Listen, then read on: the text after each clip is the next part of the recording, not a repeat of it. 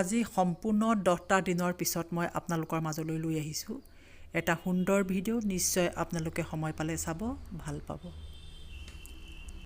আগতে মই এই জলফাইখিনিৰে আপোনালোকে মোৰ দুটা ৰেচিপি দেখিলে নিশ্চয় নহয়নে, এটা জলফাই পাপৰ আৰু এটা কেনেকৈ জলফাই সংৰক্ষণ কৰি থ'ব পাৰি। আজি মই তিনিটা ৰেচিপি লৈ আহিছোঁ, এই তিনিটা খুব ভাল পাব।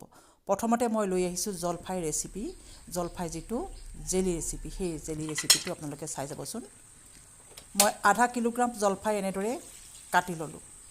কাটি লোৱাৰ পিছত আধা কিলোগ্ৰাম জলফাইত আমাক পানী দৰকাৰ হয় আধা লিটাৰ মই পানী দি পেলাই এইখিনি খুব ভালদৰে উতলাই ল'ম। আমি বিশেষ একো বস্তু দিয়া প্ৰয়োজনেই নাই। এয়া যেতিয়া সিজিল তেতিয়া এইখিনি খুব ভালদৰে অলপ ভাঙি দিব, তেতিয়া ৰসখিনি অলপ ডাঠ হৈ ওলাব। এইখিনি হৈয়ে গ'ল। এখন ডাঙৰ চেকনিৰ সহায়ত মই এনেদৰে চেকি লৈছোঁ। আপোনালোকে কাপোৰৰ সহায়তো টোপোলা বান্ধি চেকিব পাৰে। আজিকালি খুব সহজ চেকনি বজাৰত সহজতে পোৱা যায়। আৰু এইখিনি সিঠা আমি পেলাই নিদিওঁ, যিখিনি জলফাই সেইখিনিৰে বনাম জ্বলা মিঠা জলফাই আচাৰ ৰেচিপিবিধ, যিবিধ খাই খুবেই ভাল লাগে নহয়নে। এতিয়া পানীৰ জোখটো আমি ৰসৰ জোখটো চাইহে অনুপাতটো নিৰ্ভৰ কৰিব। 1 কাপ ওলাল কাপটোৰে, আৰু সেই একে জোখৰ কাপৰে 1 কাপ চেনি ল'লোঁ আৰু লৈছোঁ নেমু ৰস। এই তিনিটা বস্তুহে আমাক জেলি বনাবলৈ দৰকাৰ হয়। প্ৰথমতে চাই যাব, জলফাই ৰসখিনি ল'লোঁ আৰু জলফাই ৰসৰ সমানেই ল'লোঁ চেনি। আচলতে পেকটিনটো কম কাৰণে আমাক চেনি সম পৰিমাণৰ দৰকাৰ হয়। আপোনালোকে বজাৰত নতুবা কৃত্ৰিম পেকটিন এটা পোৱা যায়, যিটোৱে জেলি প্ৰস্তুত কৰাত খুব সহজতে বনাব পাৰি। মই চামুচখনৰ সলনি এতিয়া হেতাখন লৈছোঁ। খুব কমকৈ বনাইছোঁ কাৰণে কেৰাহীত লাগি ধৰিব, সেয়েহে চেনিখিনি গলি যোৱালৈকে লৰাই দিছোঁ। সৰহকৈ বনালে লৰাই দিয়া প্ৰয়োজনে নাই। যদি আপোনালোকে 1 লিটাৰ জলফাই ৰস ওলায় তেন্তে আপোনালোকে 1 কিলোগ্ৰাম চেনি ল'ব। তেনেকৈ জোখবোৰ ল'ব পাৰে। মই খুব কমকৈ বনাইছোঁ, জেলি যিহেতু মোৰ ঘৰত খোৱা মানুহ নাই। কৰ্মে লক্ষ্য কৰি যাব, ৰসটো ডাঠ হৈ আহে যেতিয়া চেনি দিয়া হয়। আৰু জেলি বনালে আমি চাইট্ৰিক এচিড ব্যৱহাৰ কৰোঁ। আমি ঘৰুৱাভাৱে প্ৰস্তুত কৰিছোঁ কাৰণে চাইট্ৰিক এচিডৰ সলনি আমি ব্যৱহাৰ কৰিছোঁ নেমু ৰস। আৰু নেমু ৰস মই তাত দি দিছোঁ চাহ চামুচখনেৰে আধা চাহ চামুচ। আৰু এইখিনি জেলি প্ৰস্তুত হৈ গ'ল। পাৰফেক্ট জেলি বনাবলৈ হ'লে আমি সেইটো জোখত ৰাখিলেও হয়। অলপ ঠাণ্ডা হ'লে যিটো লাহেকৈ গোট খাই আহে তেতিয়াই জানিব জেলি প্ৰস্তুত কৰা হৈ গ'ল। মই অলপ টান কৰিব বিচাৰিছোঁ, যিহেতু জামৰ নিচিনাকৈ, সেয়েহে অলপ সময় আৰু 2-3 ছেকেণ্ড 4 ছেকেণ্ডমান এনেদৰে জুইৰ ওপৰতে থৈ দিলোঁ। এতিয়া নমাই থ'ম। এতিয়া দেখিছে আপোনালোকে কাপটোত মই যি দিছোঁ, যেতিয়া খুব ধুনীয়াকৈ থোপ পাতি গ'ল, আৰু প্লেটখনতো পুনৰ দেখুৱাই দিছোঁ থোপ পাতি গ'ল। এতিয়া মন কৰক, জলফাই জেলি তৈয়াৰ হৈ গ'ল। খুব ধুনীয়া হয়, ৰংটো একেবাৰে ৰঙা নহয়। আপোনালোকে মোৰ টেঙামৰা জেলিটো নিশ্চয় আগতে দেখিছিল। শুকান বটল ল'ব আৰু তলত চামুচ এখন এনেদৰে বটলটোত ভৰাই ল'ব, আৰু লগত জাম বা জেলি বনাবলৈ হ'লে বটলত ভৰাই থ'ব। নহ'লে পানী উঠা খুব সম্ভাৱনা থাকে। যিহেতু ঘৰুৱাভাৱে প্ৰস্তুত কৰা জেলিত পেকটিন কম থাকে কাৰণে পানী উঠে, সেয়েহে লগত বটলত ভৰাই থ'ব। এতিয়া দেখিছে খুব ধুনীয়াকৈ মই চামুচখন এৰুৱাই আনিলোঁ। খুব ধুনীয়া হৈছে জেলিখিনি, যিটো জেলিৰ সম্পূৰ্ণ ৰং সেইটো আহিছে।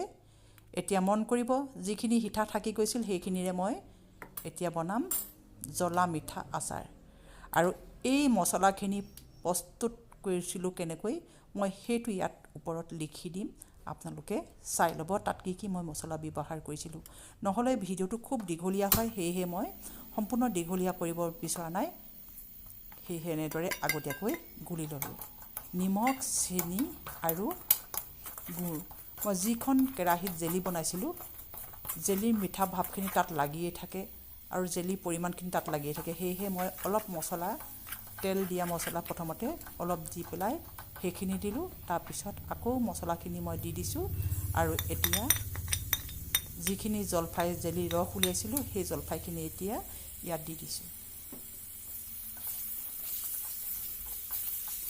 ভালদৰে লৰাই দিব। আপোনালোকে যিমান প্ৰয়োজন বুলি ভাবে আচাৰত সিমানেই মছলা দিব পাৰে। মছলাটো সম্পূৰ্ণ নিজৰ ওপৰত নিৰ্ভৰ কৰি আপোনালোকে দিব, তেতিয়া খাবলৈ ভাল পাব। নিজৰ হিচাপত দিলে খুবেই ভাল পাব। ৰং ধুনীয়াকৈ আহিছে, তথাপিতো আৰু অলপ ধুনীয়া ৰং আহিবৰ কাৰণে মই অলপ জলকীয়া ৰং গুড়ি দি দিছোঁ।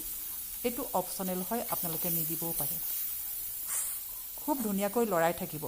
যেতিয়ালৈকে লৰাব, যেতিয়া জলফাইত থকা পানীখিনি শুকাই আহে আৰু আমি ভাজি বনাওঁতে যেনেকৈ মছলা কেৰাহীৰ পৰা এৰি আহে তেলেৰে, সেইখিনি জোখত আপোনালোকে জলফাই আচাৰটো ৰাখি থ'ব।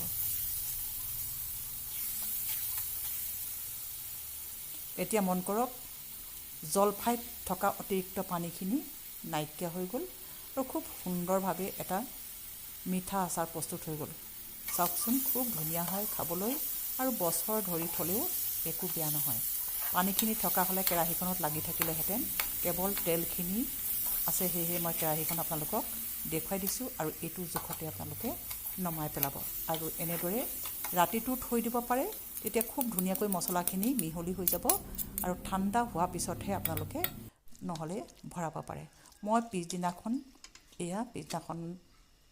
এটা চাফা বটল, শুকান বটলত, চিচাৰ বটলত ভৰাবলৈ লৈছোঁ। কিন্তু চিচা বটলটো ভৰোৱাৰ আগতে মই আপোনালোকক দেখুৱাবৰ কাৰণে এটা বাতিত প্ৰথমতে পৰিৱেশন কৰিম।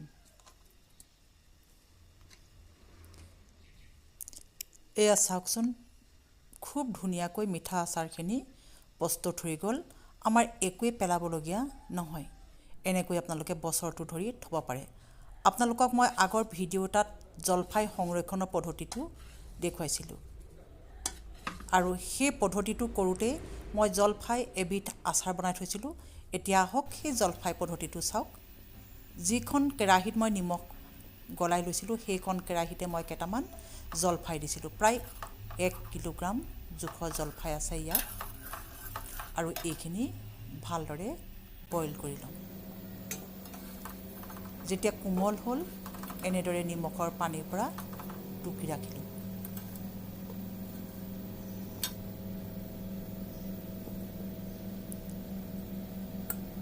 অতিৰিক্ত পানীখিনি যাবলৈ দি পেলাই এইখিনিত এতিয়া মই মছলা সানিম। জিৰা, ধনিয়া গুড়ি মই একেলগতে দি দিছোঁ আৰু মেথি গুড়ি অলপ দি দিছোঁ আৰু দিছোঁ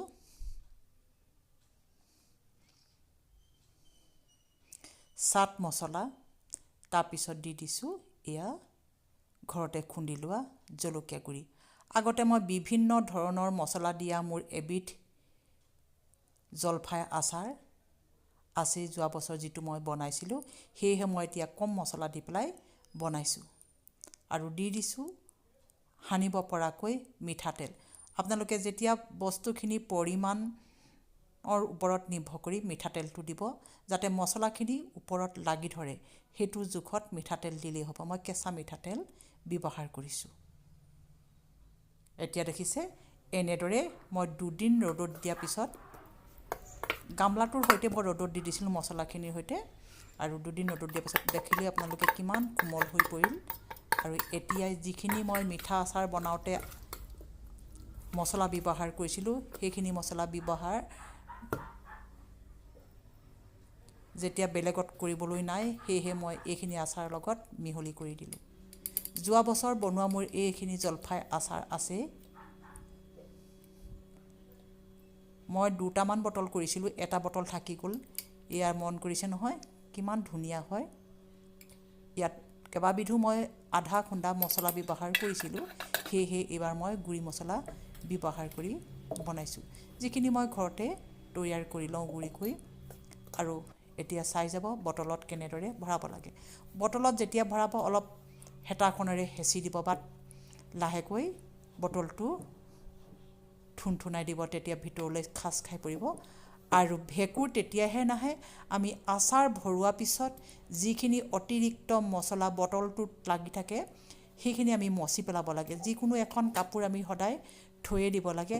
আচাৰ উলিওৱাৰ পিছতো যেতিয়া মছলাখিনি বটলত লাগি থাকে তেতিয়া সেইখিনি পৰাহে বেছিকৈ ভেঁকুৰ উৎপন্ন হয়।